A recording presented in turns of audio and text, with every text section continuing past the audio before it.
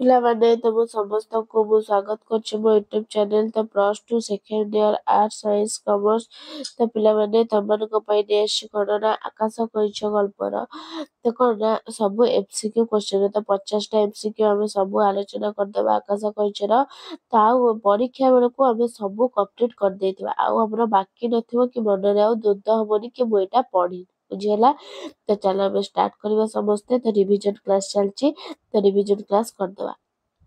ତ ପିଲାମାନେ ଜଲ୍ଦି ଜଲ୍ଦି ସମସ୍ତେ ଜଏନ୍ ହେଇଯାଏ ଦେଖିବା ପାଇଁ।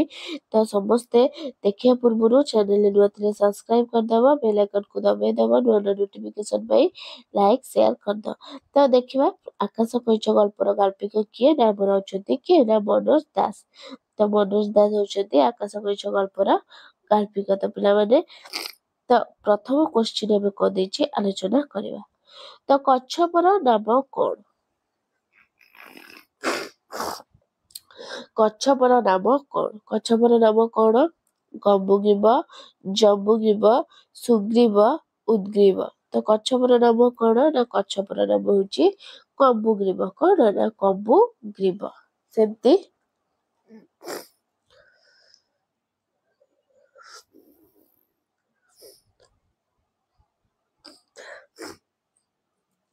ହଂସମାନେ ବିଶ୍ୱାସଘାତକ ବୋଲି କିଏ କହିଛି? ଘରଚଟିଆ, ମତାସି, ଚିଲ, ବକ। ହଂସମାନେ ବିଶ୍ୱାସଘାତକ ବୋଲି କିଏ କହିଛି? କିଏ କହିଛି ନା ବକ।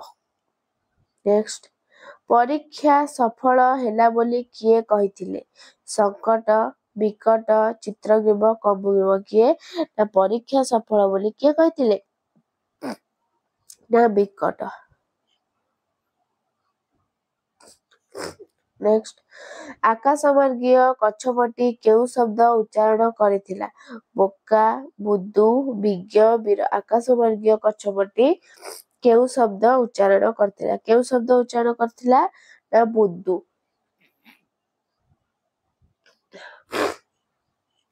ନେକ୍ସଟ, କେଉଁଠି ସେନାପତି, ମନ୍ତ୍ରୀ ଓ ସଭାସଦବର୍ଗ ତଳେ ପଡି ଯାଇଥିଲେ? କେଉଁଠି ପିଲାମାନେ ସଭାସଦମାନେ ପଡି ଯାଇଥିଲେ? ତ କେଉଁଠି ପଡି ଯାଇଥିଲେ? ନଅର କରିଦେଲା ନା ରାଜଉଆସ ସଂଲଗ୍ନ ପଡିଆରେ, ନା ରାଜସଭାରେ, ରାଜଉଆସର ଛାତ ଉପରେ, ନା ମନ୍ଦିର ପ୍ରାଙ୍ଗଣରେ। ତ କୋଉଠି ପଡି ଯାଇଥିଲେ ପିଲାମାନେ ନା ରାଜଉଆସର ଛାତ ଉପରେ। ନେକ୍ସଟ, ସବୁଜ ଉପତ୍ୟକାର ସରୋବର କାହାକୁ ସନ୍ତୁଷ୍ଟ କରିପାରୁ ନଥିଲା? ସଙ୍କଟକୁ, ବିକଟକୁ, କମ୍ବୁଗ୍ରୀବକୁ, ମଳୁଗ୍ରୀବକୁ। ତ ସବୁଜ ଉପତ୍ୟକା ସରୋବର କାହାକୁ ସନ୍ତୁଷ୍ଟ କରି ପାରୁନଥିଲା? କାହାକୁ ନା କମ୍ବୁଗ୍ରୀବକୁ। ନେକ୍ସଟ, ଶୂନ୍ୟରେ ଖସିଲା ବେଳେ କଚ୍ଛପଟି କେଉଁ ଶବ୍ଦ ଉଚ୍ଚାରଣ କରିଥିଲା? ଗର୍ବୀ, ପଙ୍ଗୁ, ବୁଦୁ, ଲୋଭୀ। କଣ ଉଚ୍ଚାରଣ କରିଥିଲା ନା ଶୂନ୍ୟରେ ଖସିଲା ବେଳେ ସେ କଣ ନା ବୁଦୁ ଶବ୍ଦଟି ଉଚ୍ଚାରଣ କରିଥିଲା। ନେକ୍ସଟ, ଦିଗନ୍ତ ପ୍ରତି ଦୃଷ୍ଟି ପ୍ରସାରିତ କରି କମ୍ବୁଗ୍ରୀବ କଣ ଛାଡୁଥିଲା? ଉଚ୍ଚାଭିଳାଷ, ଦୀର୍ଘ ନିଶ୍ୱାସ, ଆଶା, ମୃଦୁ ହସ। କଣ ଛାଡୁଥିଲା ନା ଦୀର୍ଘ ନିଶ୍ୱାସ। ନେକ୍ସଟ, ହଂସୋଦୟ କଣ କରି କମ୍ବୁଗ୍ରୀବର ମନୋରଞ୍ଜନ କରୁଥିଲା? ହଂସୋଦୟ କଣ କରି? ଜଳ କ୍ରୀଡ଼ା କରି, ନା ସୁନ୍ଦର ସ୍ନାନ କରି, ଦୂର ଦୂରାନ୍ତର କାହାଣୀ କହି, ସୁସ୍ୱାଦୁ ଖାଦ୍ୟ କଣ ନା ଦେଇ। ହଂସୋଦୟ କଣ କରି ପିଲାମାନେ ନା ଦୂର ଦୂରାନ୍ତର କାହାଣୀ କହି। କଣ ନା ଦୂର ଦୂରାନ୍ତର କାହାଣୀ କହି। ନେକ୍ସଟ, କଚ୍ଛପ ଦ୍ୱାରା ଏ ଆକାଶ ବିଜୟ ସେହି ଅବସମ୍ଭାବୀ ପରିଣତିର ଆରମ୍ଭ ମାତ୍ର। ଏକଥା କିଏ କହିଥିଲେ? ଚିଲ, ବଗ, କାଉ, ଘରଚଟିଆ। କିଏ କହିଥିଲେ ନା କାଉ। ତାପରେ, ହଂସମାନେ କାହିଁକି ବେଶୀ ଉପରକୁ ଉଠି ପାରୁ ନଥିଲେ? ପବନ ଯୋଗୁ, ବର୍ଷା ଯୋଗୁ, ଉପବାସ ଯୋଗୁ, କମ୍ବୁଗ୍ରୀବର ଓଜନ। କିପରି ନା କମ୍ବୁଗ୍ରୀବର ଓଜନ ଯୋଗୁ। ନେକ୍ସଟ, ସେନାପତି କେଉଁ ରୋଗରୁ ମୁକ୍ତି ପାଇବା ପାଇଁ ଫାଳେ ଗଛ ମାଂସ ଖାଇବାକୁ କହିଥିଲେ? ଶ୍ୱାସ, ଆମାଶୟ, ନିମୋନିଆ, ଗଣ୍ଠିପାତ। କଣ ହବ ପିଲାମାନେ ନା ହବ ଗଣ୍ଠିପାତ। କଣ ନା ଗଣ୍ଠିପାତ। ନେକ୍ସଟ, ରାଜାଙ୍କ ଧମକ କେଉଁଭଳି ସଭାସଦ ମାନଙ୍କ ସହ କାନ୍ଦଣାକୁ ନିଃଶବ୍ଦ କରିଦେଇଥିଲା? ବୁଲଡୋଜର, ଟ୍ରାକ୍ଟର, ଶଗଡ଼, ମୋଟର ଗାଡ଼ି। କିପରି? ନା ବୁଲଡୋଜର ଭଳି। ନେକ୍ସଟ, ରାଜା ଉଡ଼ନ୍ତା କଛପକୁ ଦେଖି କଣ କହିଥିଲେ? ଆଶ୍ଚର୍ଯ୍ୟ, ଅଦ୍ଭୁତ, ବିଚିତ୍ର, ଅସାଧାରଣ। କଣ କହିଥିଲେ? ନା ବିଚିତ୍ର। କଣ? ନା ବିଚିତ୍ର। ନେକ୍ସଟ, ନର ଓ ବାନର ବର୍ଗ ମଧ୍ୟରେ କାହାର ଉପଯୋଗିତା ସମ୍ପର୍କରେ ତର୍କ ସଭା ହୋଇଥିଲା ବୋଲି କଛପଟି ଭାବୁଥିଲା? ହାତରେ ଲାଙ୍ଗୁଳର, ମସ୍ତିଷ୍କର, ନାସିକାର। କିପରି? ନା ଲାଙ୍ଗୁଳର। ନେକ୍ସଟ କ୍ୱେଶ୍ଚିନ୍, ସେନାପତି କେଉଁ ରୋଗ ଭୋଗୁଛନ୍ତି ବୋଲି ରାଜା ଉଲ୍ଲେଖ କରିଛନ୍ତି? ଗଣ୍ଠିପାତ, ମେଦବହୁଳତା, ଗତିଶୀଳତା, ଦୃଷ୍ଟିବୋଧକତା। କିପରି? ନା ଗଣ୍ଠିପାତ। କିପରି? ନା ସେନାପତି କେଉଁ ରୋଗ? ନା ଗଣ୍ଠିପାତ। ନେକ୍ସଟ, ସହସ୍ର ବର୍ଷରେ ଥରେ ଯାଇ ଶୂନ୍ୟରୁ କଚ୍ଛପ ବୃଷ୍ଟି ଏକଥା କିଏ କହିଥିଲେ? ବିଦେଶୀ ରାଜଦୂତ, ପ୍ରଧାନ ବିଶେଷଜ୍ଞ, କବିରାଜ ଜ୍ୟୋତିଷୀ, ମହାପଣ୍ଡିତ। କିଏ କହିଥିଲେ? ନା କହିଥିଲେ କବିରାଜ ଜ୍ୟୋତିଷୀ। ନେକ୍ସଟ, ବର୍ଷା ଋତୁ ସମାଗତ ହେଲେ କେଉଁମାନେ ସରୋବରରେ ଉପନୀତ ହେଉଥିଲେ? ବଗ, ବଗୁଲି, ଶୁକ, ଶୁକି, କପୋତ, କପୋତୀ, ସଙ୍କଟ, ବିକଟ। କିଏ? ନା ବର୍ଷା ଋତୁ ସମାଗତ ହେଲେ କିଏ? ନା ସଙ୍କଟ, ବିକଟ କଣ ହଉଥିଲେ? ନା ସରୋବରରେ ଉପନୀତ ହେଉଥିଲେ। ନେକ୍ସଟ, ସଭାସଦ ବର୍ଗ କଚ୍ଛପ ପାଖରେ କିପରି ରହି ଚମତ୍କୃତ ହୋଇ ଅନାଇ ରହିଲେ? ଚକ୍ରାକାରରେ, ମାଡ଼ି ବସି, ବସ୍ତାବୃତ, ଓଲଟାଇ ଦେଇ। କିପରି? ନା ଚକ୍ରାକାରରେ ରହି। ନେକ୍ସଟ, ବିଦେଶୀ ରାଜଦୂତ ତାଙ୍କ ରାଜ୍ୟରେ ଥରେ କିଏ ଉଡ଼ିଯିବାର ଦେଖାଇ ବୋଲି କହିଥିଲେ? ଠେକୁଆ, ବାଛୁରୀ, ମେଣ୍ଢା, ଘୁଷୁରୀ। କିଏ? ନା ଘୁଷୁରୀ। ନେକ୍ସଟ, କେତେ ବର୍ଷରେ ଥରେ ଶୂନ୍ୟରୁ କଚ୍ଛପ ବୃଷ୍ଟି ହୁଏ ବୋଲି କୁହାଯାଇଛି? 100, ଲକ୍ଷେ, ଅୟୁତ, ସହସ୍ର। କିପରି? ନା ସହସ୍ର ବର୍ଷ। କେତେ ବର୍ଷ? ନା ସହସ୍ର ବର୍ଷ। ନେକ୍ସଟ, ତାଙ୍କ ରାଜ୍ୟରେ କିଏ ଉଡ଼ିଯିବାର ଦେଖାଯାଏ ବୋଲି ବିଦେଶୀ ରାଜଦୂତ କହିଥିଲେ? ଠେକୁଆ, ଶିଆଳ, ଘୁଷୁରୀ, ମଇଁଷି। କିଏ ଉଡ଼ିଯିବାର କଥା କହିଥିଲେ ପିଲାମାନେ? କିଏ? ନା ଘୁଷୁରୀ। କିଏ? ନା ଘୁଷୁରୀ। ନେକ୍ସଟ, ସରୋବରରେ ରହୁଥିବା କଛପଟିର ନାମ କଣ?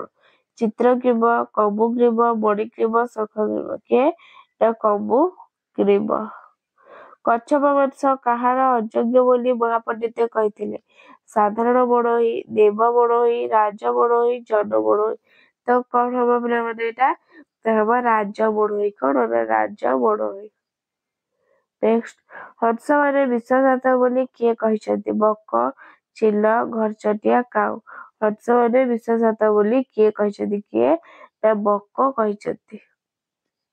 ନେକ୍ସଟ, କଚ୍ଛପଟି ଆଖି ବୁଜି କେଉଁଠାରେ କିଭଳି ଭଳି ଅଜବ ଦୃଶ୍ୟ ଦେଖେ? ବିମୁଗ୍ଧ କଳ୍ପଲୋକରେ, ବର୍ଷଣ ମୁଖର ସନ୍ଧ୍ୟାକାଶରେ, ସ୍ୱଚ୍ଛ ସରୋବରରେ, ସପ୍ତରଙ୍ଗୀ ଇନ୍ଦ୍ରଧନୁରେ। କିପରି ପିଲାମାନେ?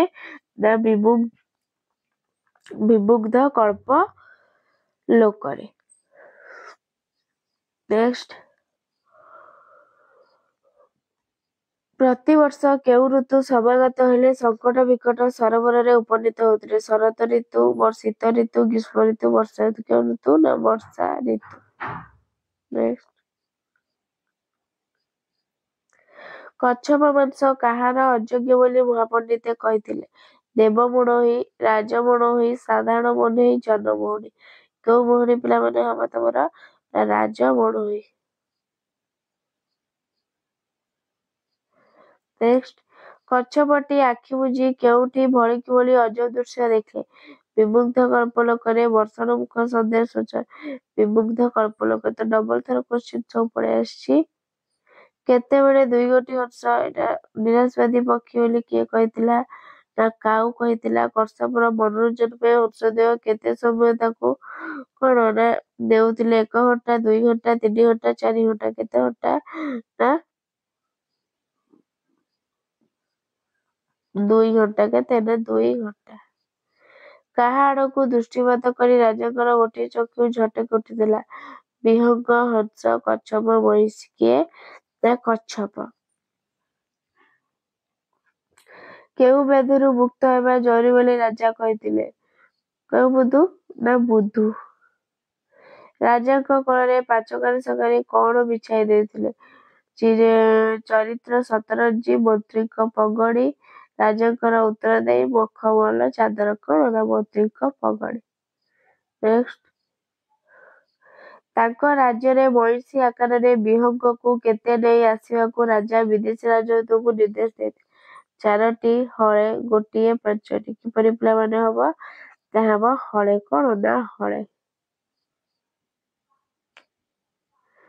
ନେକ୍ସଟ, ମହତ କାର୍ଯ୍ୟ ବୋଲି ରାଜା କେଉଁ କାର୍ଯ୍ୟକୁ ଇଙ୍ଗିତ କରିଛନ୍ତି? ଶିକାର, ବୈଦେଶିକ ସମ୍ପର୍କ, ରାଜସ୍ୱ, ଯୁଦ୍ଧ। କଣ ହବ? ନା ଯୁଦ୍ଧ। ନେକ୍ସଟ, ଶୂନ୍ୟରେ ଥିବା ଯାଏ ମୁହଁ ନ ଖୋଲିବାକୁ କିଏ କମୁଗ୍ରୀବକୁ ଚେତାଇ ଦେଇଛନ୍ତି? ସଙ୍କଟ, ବିକଟ, ମର୍କଟ, ସୁଗ୍ରୀବ। କିଏ ପିଲାମାନେ ହବ? ନା ହେଇଯିବ ସଙ୍କଟ। କିଏ? ନା ସଙ୍କଟ।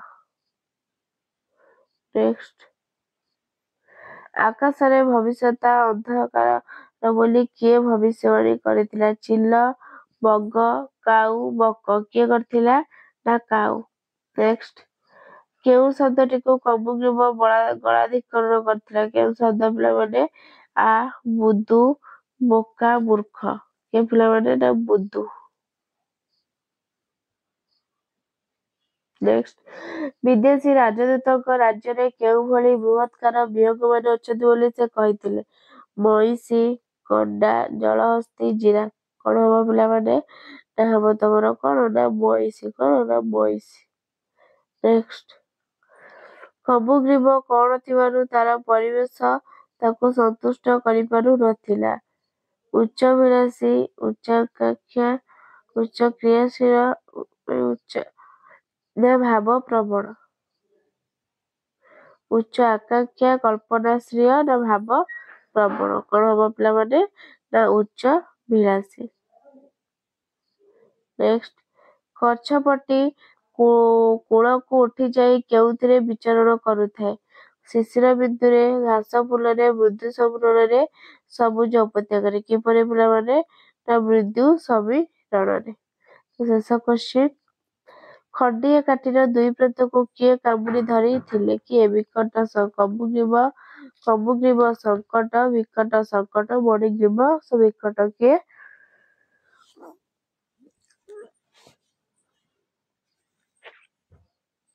ନା ବିକଟ ଓ ସଙ୍କଟ। ତ ପିଲାମାନେ ତମମାନଙ୍କର ଥିଲା କଣ? ନା ଆକାଶ କଇଁଛର ସବୁ MCQ ପ୍ରଶ୍ନ ତ ସଇଲା। ତ ଭିଡ଼ିଓଟି ଭଲ ଲାଗିଥିଲେ ଲାଇକ୍, ସେୟାର, ସବସ୍କ୍ରାଇବ କରିଦିଅ। ରହୁଛି, ଧନ୍ୟବାଦ। ଜୟ ଜଗନ୍ନାଥ।